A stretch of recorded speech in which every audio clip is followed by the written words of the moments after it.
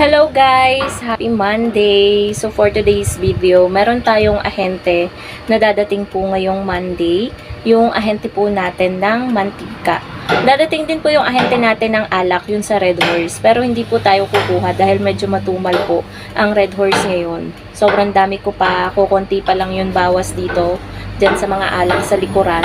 So kukuha po tayo sa ahente ng mantika. Syempre mantika, asukal, crinkles, at siguro creamy white, yun lang guys, sobrang konti lang talaga. And hindi pa kasi ubos yung iba, meron pa tayong mga harina, munggo, ganyan, cornstarch meron pa rin tayo. So yun muna yung kukuhanin natin guys. Hindi ko lang alam kung tumaas ba ngayon ang mantika, pero sana hindi, para medyo may good news naman kahit papano. Kasi ang mantika, alam nyo naman din, bentahan natin ng isang bote is 40. So, sana hindi tumaas, hindi maapektuhan yung tubo natin. Pero medyo malaki na yung tubo natin sa 40. So, ayun guys, update ko na lang kayo. Ngayon, medyo hindi pa tayo nag-aagahan. Medyo chill-chill lang tayo. Napakain na natin si Bebang, tsaka si Basha. Si Pritzy na lang ang hindi ko napapakain. Tatlo kasi yung alaga namin guys. So, ako ngayon, nakaupo ako ngayon. May pailan-ilan na bumibili. So, ang oras pa lang kasi ngayon mga kasari ay 9 AM. So, medyo maaga pa. Maya-maya pa ang meriendahan. Mga 9:30 yan nagsisimula eh. Tapos, alas 10 ang meriendahan. So, yung ahente natin siguro maya-maya parating na din sila. Kasi anong oras na rin. Bago magtanghali kasi sila dumadating. So, update ko na lang kayo mga kasari later kapag nakapag-deliver na yung ahente natin ng mantika. So, nakarating na po mga kasari yung ahente po natin ng mantika at ayan lang po yung ating kinuha. Ayan. Bali, iisa-isahin ko na sa inyo mga kasari yung puhunan ng mga ito. Yung mantika, medyo tumaas. Lalo yung 1.5. 145 na pala. Siguro mga 2 months din akong hindi kumuha sa kanila. Bali, itong 1.5 na mantika na to ay panggamit lang, pangluto po namin. So, 145 po yung kanyang puhunan. Siguro kung ibebenta nyo, pwede siya sa 160. May 15 na rin. Tapos, isang dosenang mantika. Labo po yan. So, ang puhunan po is 360. Bali, pumapatak na 30.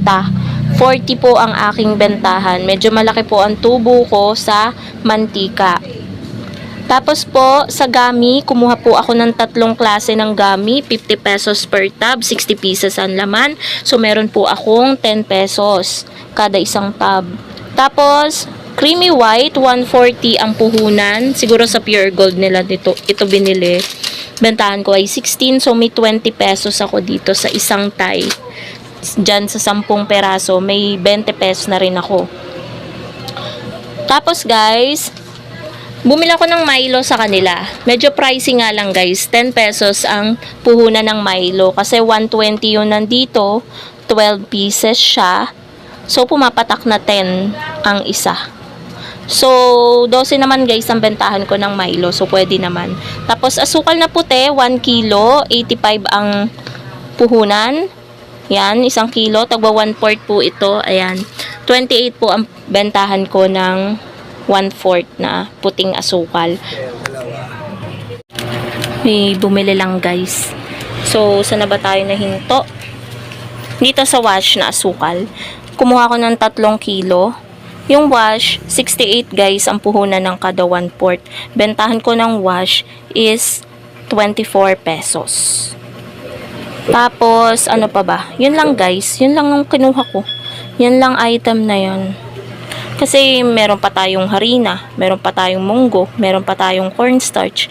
Tapos kukuha din sana ako ng crinkles, wala namang available sa kanila, out of stock. So, ayun guys, yan yung mga items na kinuha ko. A total of 1,204 pesos. Ayun pala yung 2 alaga ko. Yung mami nito nandun sa labas. Araw-araw din silang kumakain guys. Yan, 2 times a day. Kumakain yan umaga tsaka gabi. Opo. Ito po. Si Basha. Inaantay ang daddy. Si Bebang lagi yung tulog. So, ayusin ko na rin ito mga kasari. I-display ko na rin at ilalagay sa tamang lagayan yung asukal. And then, yun. I-display na natin guys. And Update ko na lang kayo sa iba pang ganap dito sa tindahan.